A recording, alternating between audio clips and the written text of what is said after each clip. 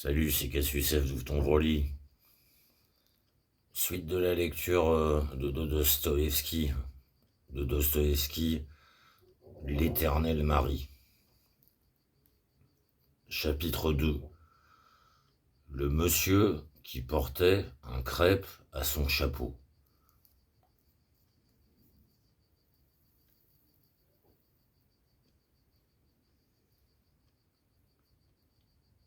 On était le 3 juillet. Une chaleur, une chaleur suffocante, insupportable. La journée avait été des plus agitées pour Verchaninov. Toute la matinée durant, il avait dû courir et se trimballer. Il avait encore en perspective l'obligation impérative qu'il avait de rendre visite le soir même à un certain monsieur indispensable, un homme d'affaires et conseiller actuel, dans sa maison de campagne, quelque part près de la rivière Noire, et de le surprendre à l'improviste chez lui. À 5 heures passées, Velchaninov entra enfin dans un restaurant, douteux mais français, sur la perspective Nevsky, près du pont de la Police. S'installa dans son coin coutumier à sa table et commanda son déjeuner du jour.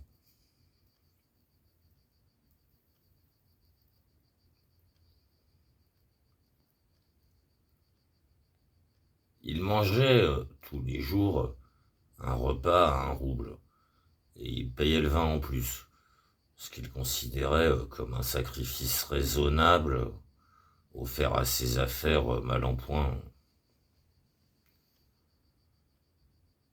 S'étonnant qu'il fût possible de manger de pareilles cochonneries, il anéantissait néanmoins tout jusqu'à la moindre miette, et à chaque fois avec un tel appétit que c'était à croire qu'il n'avait pas mangé depuis 3 jours.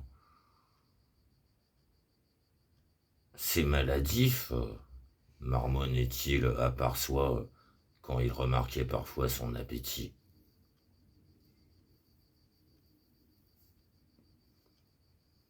Pourtant, cette fois-là, il s'installa à sa petite place, l'humeur on ne peut plus noire, jeta la rage au cœur son chapeau au diable, s'accouda et se mit à réfléchir. Qu'un voisin qui déjeunait près de lui eût entrepris de l'importuner, ou que le garçon qu'il servait n'eût pas compris son premier mot, lui qui savait si bien être poli, et il n'aurait pas manqué de tonner comme un sous-lieutenant, et aussi bien il aurait fait un esclandre.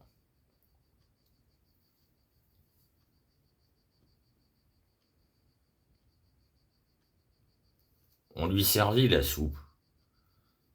Il prit la cuillère, mais soudain, sans avoir eu le temps d'en avaler une seule cuillerée, il jeta la cuillère sur la table et bondit presque de sa chaise. Une pensée inattendue venait de le prendre brusquement. À cet instant, Dieu sait par quel processus.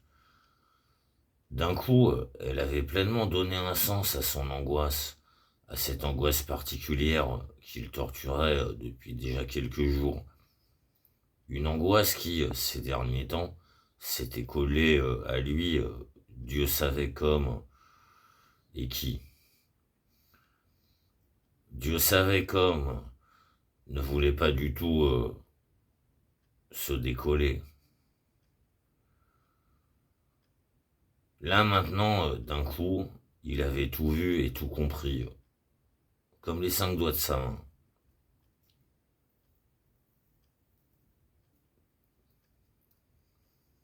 Mais c'est ce chapeau, marmonna-t-il comme pris d'inspiration.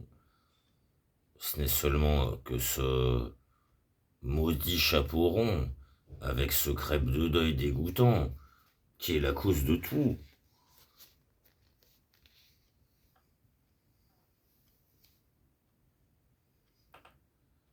Il réfléchit, et plus il réfléchissait, plus il devenait taciturne, et plus étonnante paraissait à ses yeux toute l'aventure.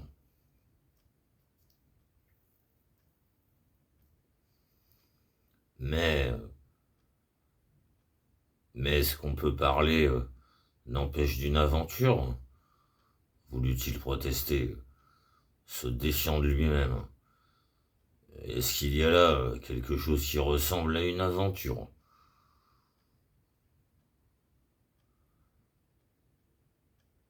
Toute l'affaire consistait en ceci. Près de 2 semaines auparavant, il ne se souvenait pas vraiment, mais oui, ça devait faire 2 semaines. Il avait rencontré une première fois dans la rue, quelque part à l'angle de la Podiachevskaya et de la Mechisganskaya, un monsieur qui portait un crêpe à son chapeau. Ce monsieur, il était comme tout le monde, il n'avait rien de particulier. Il était passé vite, mais il avait regardé Velchaninov d'une façon comme trop insistante. Et bizarrement tout de suite, il avait attiré son attention outre mesure.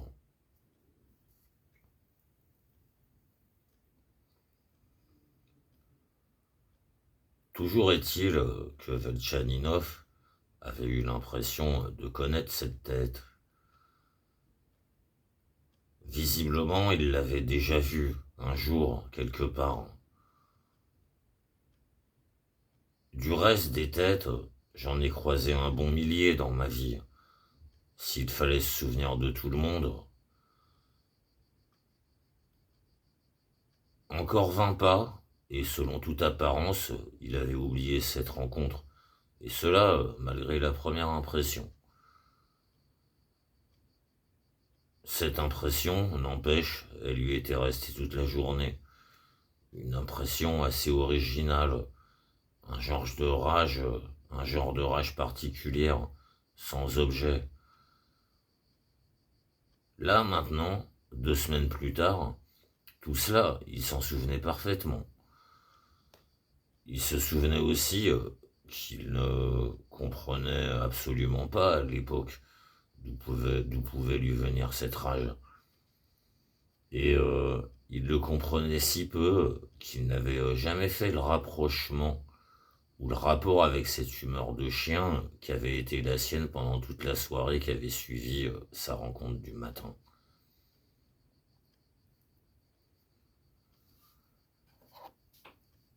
Mais le monsieur s'était empressé de se rappeler lui-même à son souvenir.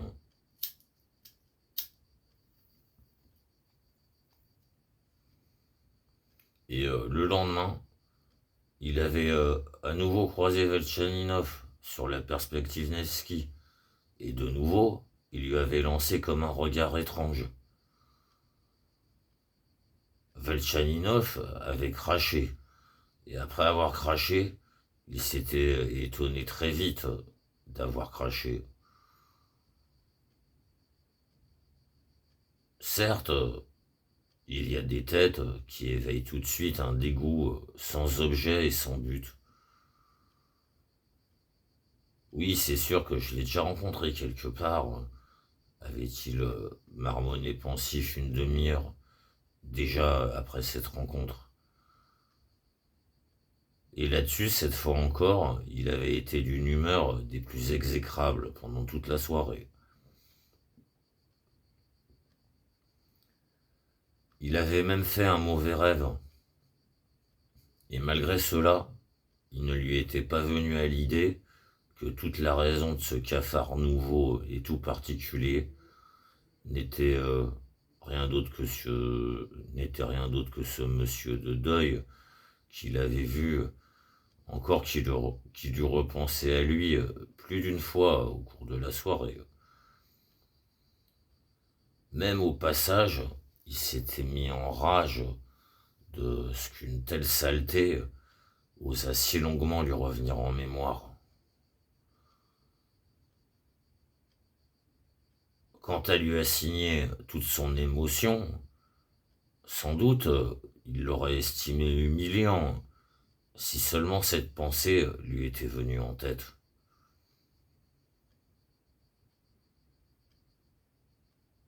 2 jours plus tard, il s'était retrouvé encore, dans la foule, à la sortie d'un vapeur du Nevski. Cette fois, la troisième, Velchaninov aurait été prêt à jurer que le monsieur au chapeau de deuil l'avait reconnu et avait voulu se jeter vers lui, bousculé et repoussé par la foule. Il avait même osé, semblait-il, lui tendre la main. Peut-être même avait-il poussé un cri et l'avait-il appelé par son nom.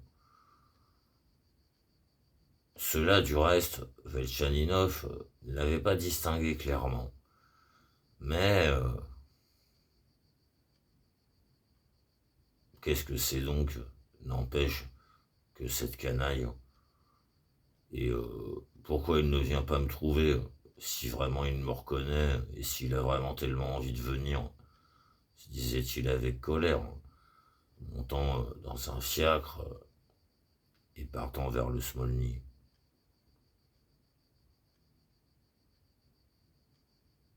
Une demi-heure plus tard, il discutait et s'emportait déjà avec son avocat. Mais le soir et la nuit, il se retrouvait dans une angoisse des plus dégoûtantes et des plus fantastiques. Ce ne serait pas un épanchement de bile, se demandait-il d'un air soupçonneux en s'examinant dans la glace.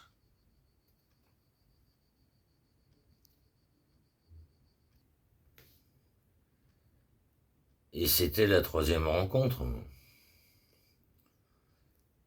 Ensuite, 5 jours de rang, il ne rencontra absolument personne, et toute trace de la canaille s'était évaporée.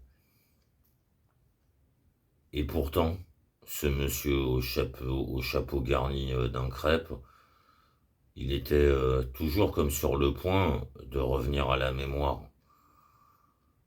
Velchaninov s'attrapait à cela, non sans une certaine surprise. Qu'est-ce que c'est? Il me manque ou quoi?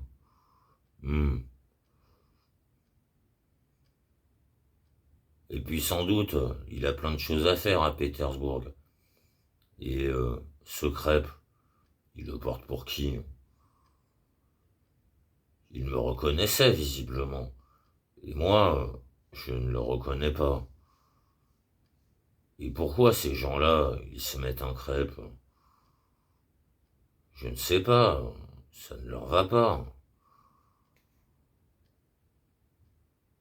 Si je le regarde d'un peu plus près, j'ai l'impression, je le reconnaîtrais.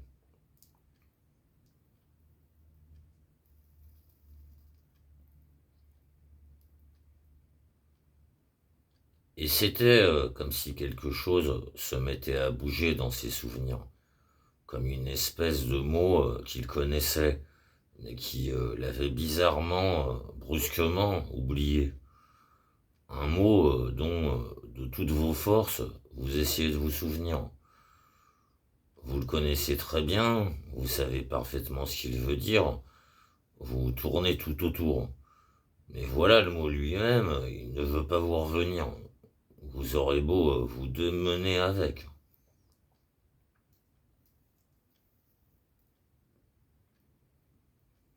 C'était il y a longtemps, et c'était je ne sais plus où. Il y avait là, il y avait là, mais au diable, ce qu'il y avait là ou ce qu'il n'y avait pas, s'écria-t-il d'un coup avec rage. C'est bien la peine de se salir et de s'abaisser comme ça, avec cette canaille. Il tomba dans une colère terrible. Mais le soir, quand cela lui revint brusquement qu'il s'était mis en colère, dans une colère terrible, il fut pris d'un sentiment des plus désagréables, comme si quelqu'un venait de le piéger en quelque chose. Il se troubla et s'étonna.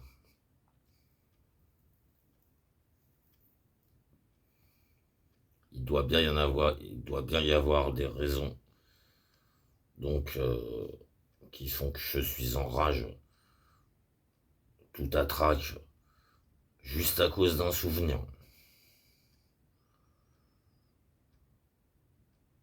Il n'acheva pas son idée.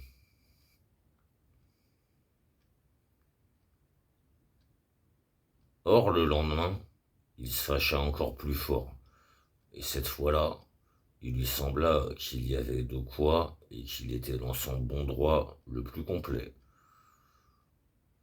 L'audace était inouïe. Le fait est, le fait est qu'une quatrième rencontre venait de se produire. Le monsieur aux crêpes était à nouveau apparu, comme s'il sortait de sous la terre. Velchaninov venait d'attraper dans la rue ce fameux conseiller actuel et monsieur indispensable qui poursuivait là encore, même dans sa villégiature, par hasard, parce que ce fonctionnaire que Velchaninov connaissait à peine et qui était indispensable à son affaire, ni ce jour-là, ni à présent, ne s'était laissé aborder, et visiblement se cachait, refusant de toutes ses forces, quant à lui, de rencontrer Velchaninov.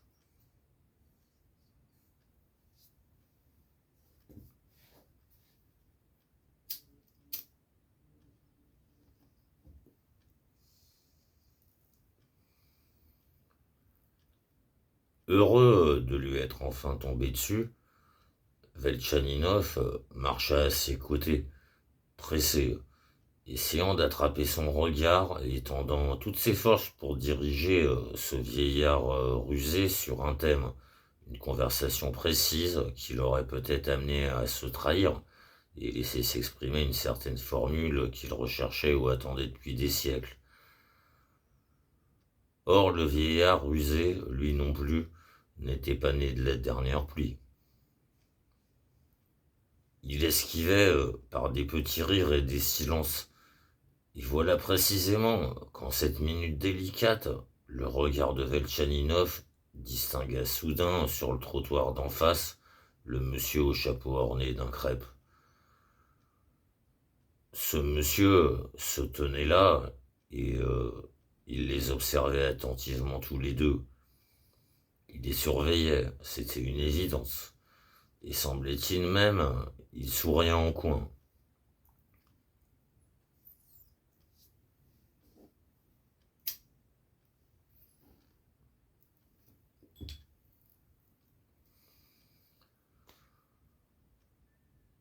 Nom de Dieu, se dit Velchaninov, comme poussé hors de lui, après avoir quitté le vieillard, et attribuant l'échec qu'il venait de subir à l'apparition soudaine de ce malotru. Nom de Dieu, il m'espionne ou quoi? Non mais je vous jure, il me surveille. C'est quelqu'un qui l'emploie ou quoi? Et, euh, et, euh, et, mais je vous jure, il souriait. Je vous jure, je vais le mettre en bouillie. Dommage seulement que je n'ai pas de canne. Je m'achète une canne. Je ne laisserai pas ça comme ça. Qui est-ce donc? Je veux absolument savoir qui c'est.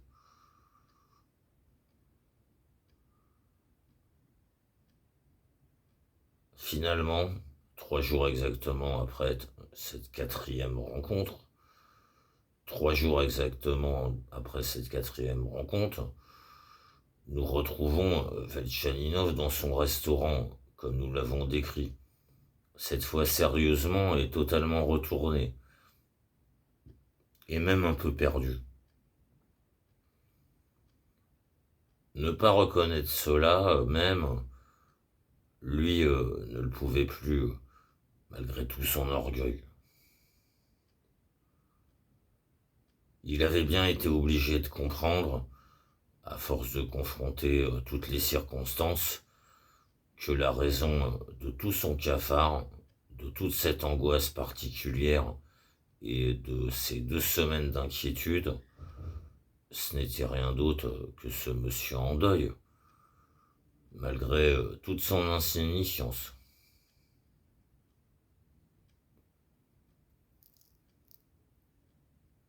Que choix hypocondre. Soit, se disait Velchaninov, et donc je suis prêt à faire d'une mouche un éléphant. Mais pourtant, est-ce que ça me soulage, le fait que tout ça, si ça se trouve, ce soit juste une fantaisie?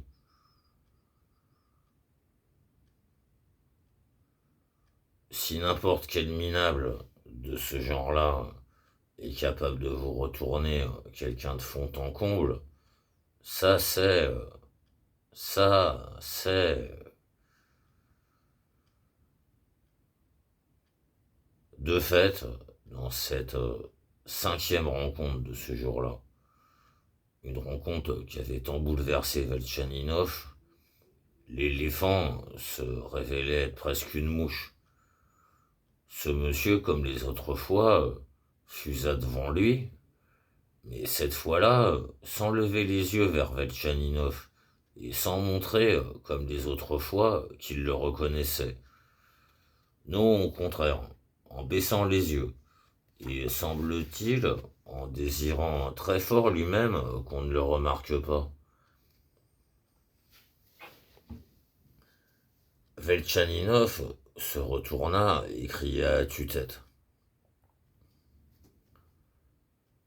Et vous, le crêpe au chapeau, arrêtez de vous cacher.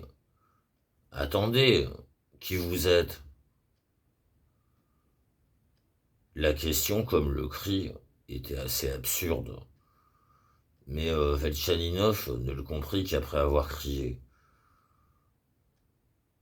À ce cri, le monsieur se retourna, s'arrêta une minute, se retrouva perdu, sourit, voulut marmonner ou faire quelque chose, resta visiblement une minute dans une indécision des plus terribles, puis brusquement se retourna encore et se mit à courir à toutes jambes. Velchaninov le regarda s'enfuir avec surprise.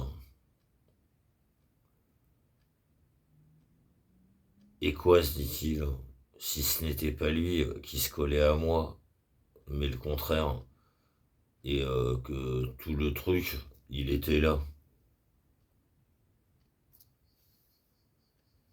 Et quoi, se dit-il, si ce n'était pas lui qui se collait à moi, pardon, mais le contraire, et que tout le truc, il était là.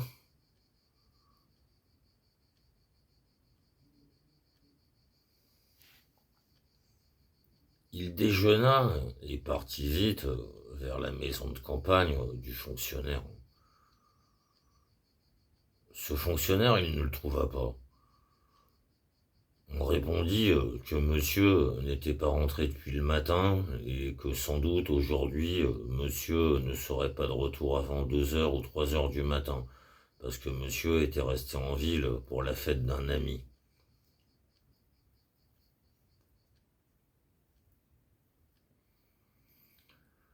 Cela, c'était tellement vexant que dans sa fureur première, Velchaninov décidit de se rendre tout droit chez l'ami qu'on fêtait et se mit vraiment en route.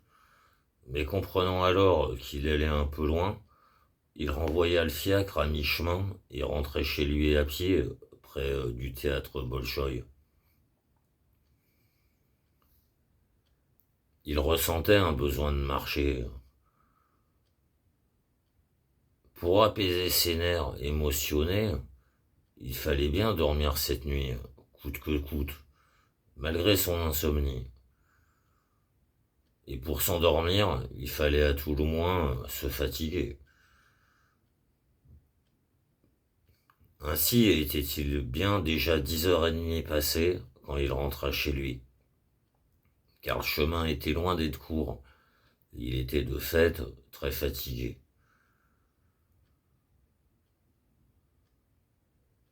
Son appartement qu'il avait loué en mars et qu'il critiquait et dépréciait avec une joie si méchante, en s'excusant à ses propres yeux par le fait que tout ça là s'était passé au pas de charge et qu'il s'était retrouvé coincé à Pétersbourg par hasard à cause de ce maudit procès.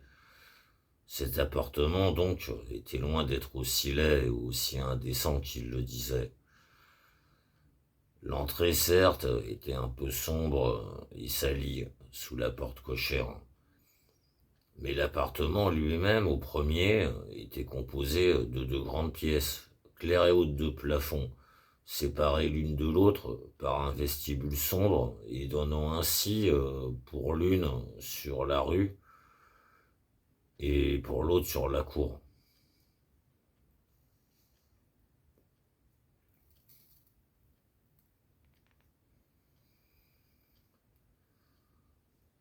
Cette autre, celle dont les fenêtres donnaient sur la cour, était prolongée par un petit cabinet de travail censé servir de chambre à coucher. Mais Velchaninov avait laissé s'y entasser en désordre des livres et des papiers. Il dormait donc dans l'une des grandes pièces, celle dont les fenêtres donnaient sur la rue. On lui faisait son lit sur le divan. Les meubles qu'il avait étaient décents, quoique vieillis.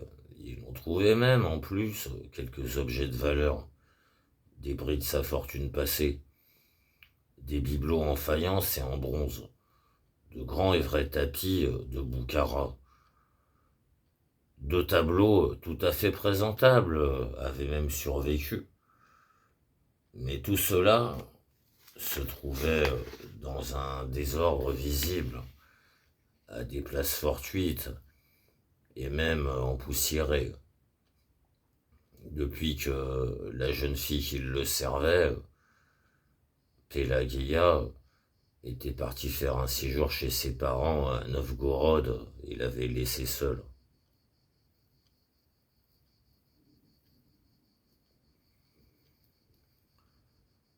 Ce fait étrange qu'il n'eût qu'une unique servante et une jeune fille chez une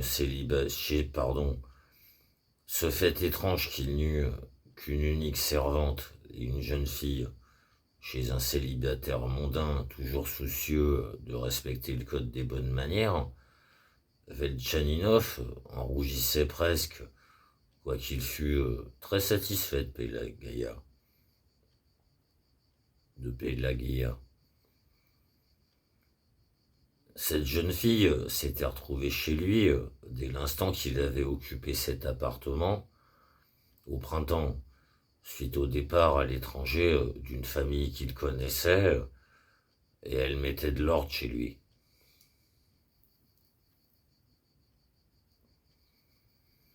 Mais après son départ, il n'avait plus osé engager une deuxième bonne.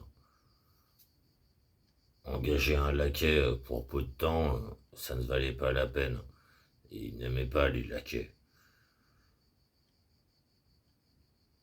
Ainsi, cela s'était-il fait que chaque matin, c'était Mavra, la sœur de la concierge, qui venait faire le ménage chez lui. Il lui laissait la clé en sortant, et elle ne faisait strictement rien.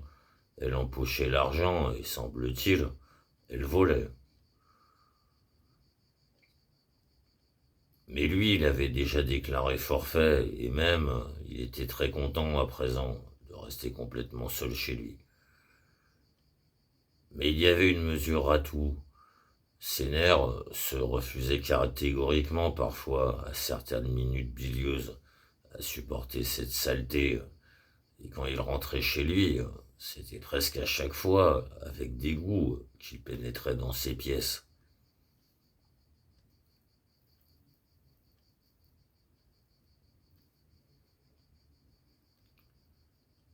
Mais cette fois, il prit tout juste le temps de se déshabiller, se jeta sur le lit, et très énervé, décida de ne penser à rien, et coûte que coûte de s'endormir. Chose étrange, il s'endormit soudain, à peine la tête sur l'oreiller. Cela ne lui était plus arrivé depuis presque un mois. Il dormit environ 3 heures, mais d'un sommeil inquiet. Il fit des sortes de rêves étranges, du genre de ceux qu'on fait avec la fièvre. Il s'agissait d'une sorte de crime qu'il aurait soi-disant commis et dissimulé, et dont l'accusait d'une seule voix des gens qui sans arrêt entraient, venant d'il ne savait d'où. La foule qui s'amassa devenait épouvantable.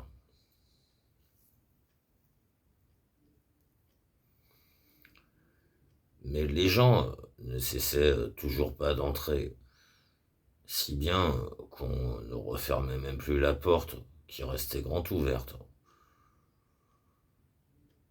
Mais tout son intérêt finit par se fixer sur un homme étrange, une sorte de type qui, il ne savait plus quand, il avait été très proche, très familier, et qui était mort, et qui à présent, bizarrement, lui aussi, venait d'entrer le voir.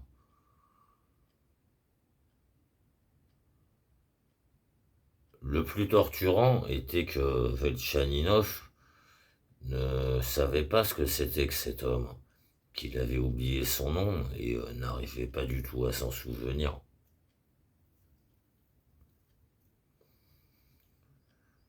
Il savait seulement qu'à un certain moment, il l'avait beaucoup aimé.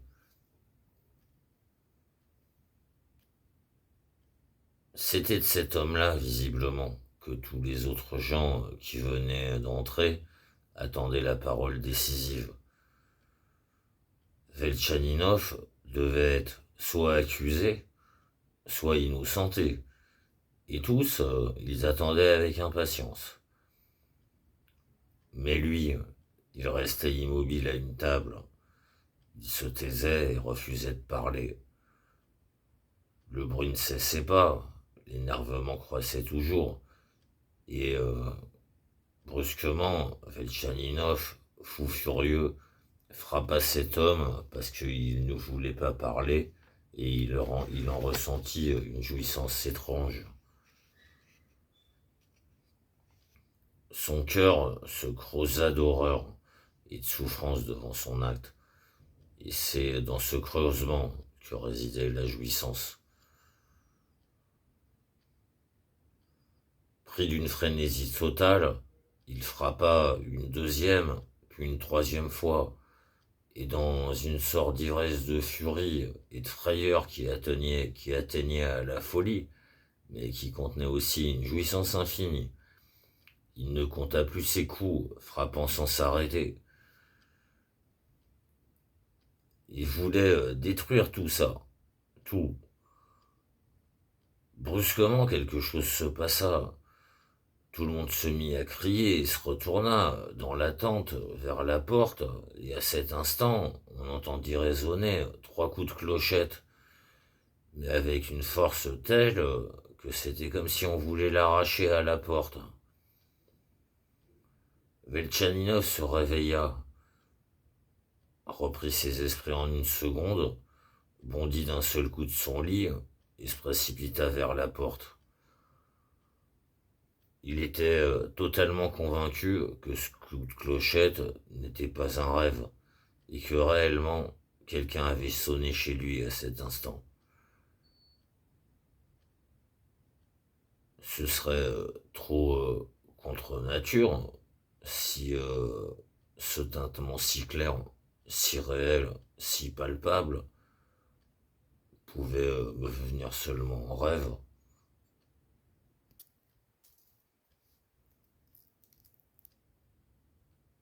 Mais à sa surprise, le bruit de la clochette, lui aussi, s'avéra être un rêve. Il ouvrit la porte, sortit sur le palier, regarda même dans l'escalier. Il n'y avait résolument personne. La clochette pendait immobile. Un peu surpris, mais bien content, il retourna dans sa chambre.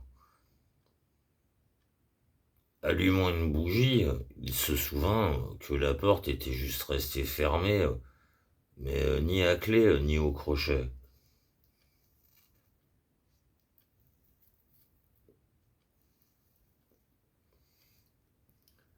Auparavant déjà, rentrant chez lui, il oubliait souvent de s'enfermer la nuit, sans y attacher une importance particulière.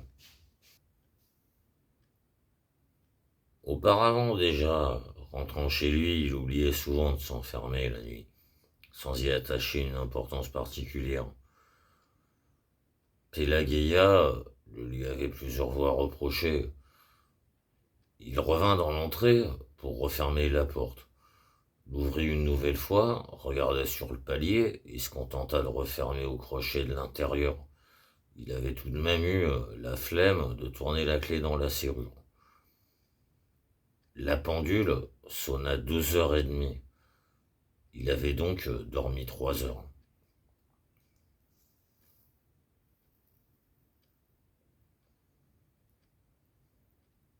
Le rêve l'avait tellement bouleversé qu'il ne voulut pas se recoucher tout de suite et décida de marcher une petite demi-heure dans la chambre, le temps de fumer un cigare. Il s'habilla très vite, il vint vers la fenêtre, souleva le lourd double rideau de Damas et derrière le store blanc. Dehors, il faisait déjà complètement jour. Les lumineuses nuits d'été de Pétersbourg provoquaient presque toujours en lui une irritation nerveuse, et ces derniers temps, elle ne faisait qu'augmenter son insomnie, si bien que 2 semaines auparavant, il avait tout exprès mis aux fenêtres de lourds doubles rideaux en damas qui ne laissaient passer aucune lumière quand on les refermait. Après avoir laissé entrer la lumière et oublié la bougie allumée sur la table, il se mit à faire les 100 pas dans la pièce, toujours avec une sorte de sensation pesante et maladive.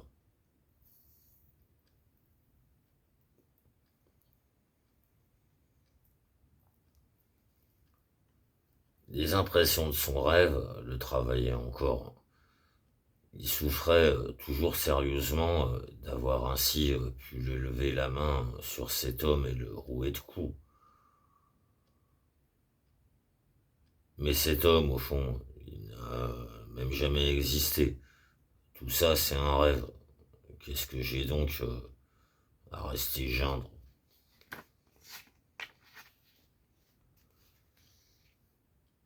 Furieux, comme si c'était en cela que résidait la somme de ses soucis, il se mit à penser que décidément, il commençait à tomber malade. Il devenait un homme malade.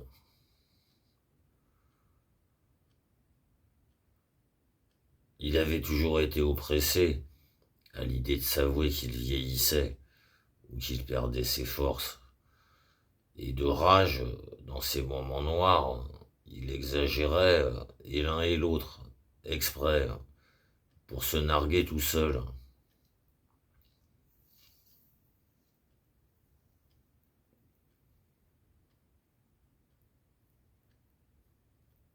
La vieillesse, Je vieillis pour de vrai, marmonnait-il en marchant. Je perds la mémoire, je vois des fantômes, des rêves, des clochettes qui tintent. Nom d'un chien, je sais d'expérience que ce genre de rêve, avec moi, ils annoncent toujours la fièvre. Je suis persuadé que toute cette histoire aussi, avec ce crêpe, ça encore si ça se trouve, c'est un rêve.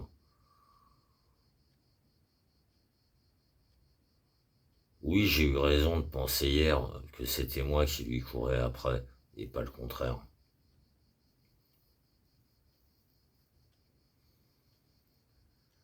Moi, de ce gars-là, je m'en suis fait tout un poème. Et de peur, c'est moi qui me suis fourré sous la table. Et pourquoi est-ce que je le traite de canaille? C'est un homme, si ça se trouve. Très bien. Sa figure, bon, est très désagréable, même si elle n'a rien de particulièrement laid. Habillé comme tout le monde. Le regard seulement, je ne sais pas. Ah, toujours mes histoires, j'y reviens toujours. Qu'est-ce que j'en ai à fiche de son regard? Je ne peux pas vivre ou quoi sans ce pandard.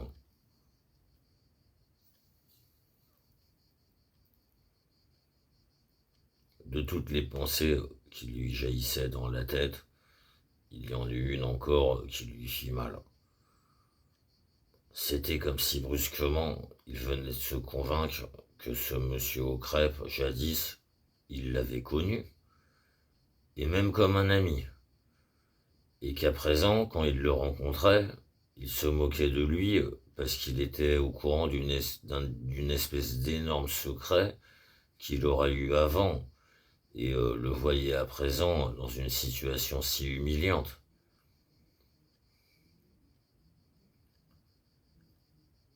Machinalement, il s'approcha de la fenêtre pour l'ouvrir, respirer un peu l'air de la nuit, et brusquement, il tressaillit des pieds jusqu'à la tête. Il lui sembla que soudain, devant lui, quelque chose d'inouï, d'extraordinaire venait de se produire.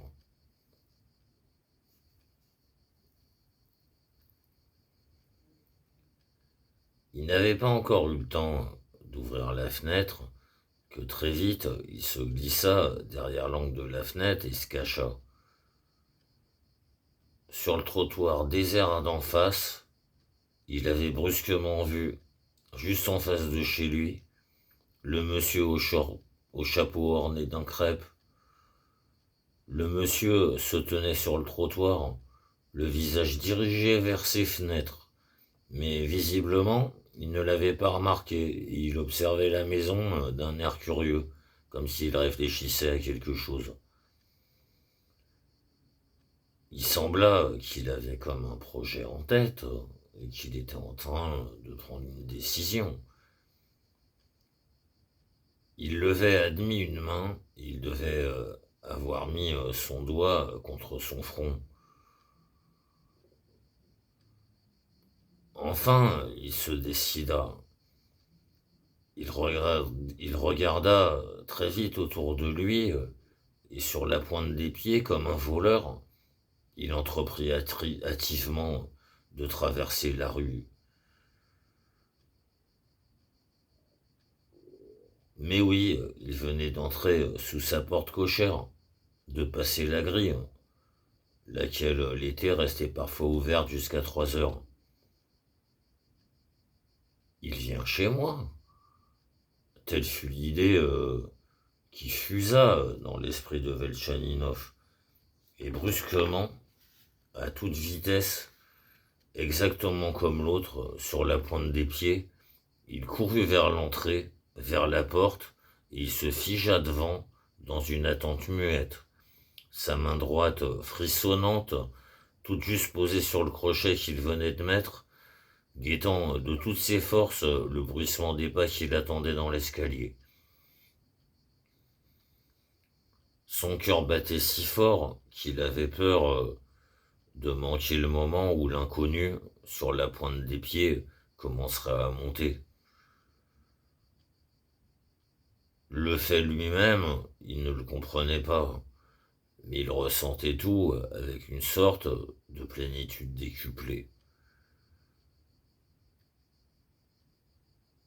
C'était comme si le rêve qu'il venait de faire se fondait avec la réalité. Velchaninov, de nature, était loin d'être un lâche. Il aimait parfois porter ce courage jusqu'à une sorte de dandysme dans l'attente d'un danger. Et cela même si personne ne le regardait, juste parce qu'il se regardait lui-même. Mais à présent, il y avait en plus quelque chose d'autre. L'hypocondriaque et le géniard soupçonneux de la minute précédente s'étaient métamorphosés. Ce n'était plus du tout le même homme. Un rire nerveux, muet, s'élançait hors de sa poitrine. De derrière la porte fermée, il devinait le moindre mouvement de l'inconnu. Ah, le voilà qui monte. Il est monté. Il se repère. Il écoute s'il n'y a personne en bas de l'escalier. Il respire à peine, comme un voleur. Ah, il a pris la poignée, il la tire, il essaye. Il pensait que ce n'était pas fermé chez moi. Donc il savait que ça m'arrive d'oublier de fermer. Le revoilà qui tire sur la poignée. Qu'est-ce qu'il croit? Que le crochet va céder? Dommage de se quitter. Dommage de repartir bredouille. Et de fait, tout devait se passer sans doute comme il se le représentait. Quelqu'un de fait se tenait derrière la porte et sans bruit essayait la serrure, tirait la poignée. Et c'est clair, il avait bien un but. Mais une réponse à la question avait déjà mûri chez Velchaninov. Et c'est avec une sorte d'exaltation qu'il attendait l'instant, prenait ses marques et se préparait. Brusquement, il avait eu l'envie irrépressible d'ôter le crochet, d'ouvrir la porte toute grande brusquement et de se retrouver face à face avec l'épouvantail. Eh bien, monsieur, qu'est-ce que vous faites ici? C'est ce qui arriva. Au moment opportun, il ôta brusquement le crochet, poussa la porte et tomba presque sur le monsieur au chapeau orné d'un crêpe.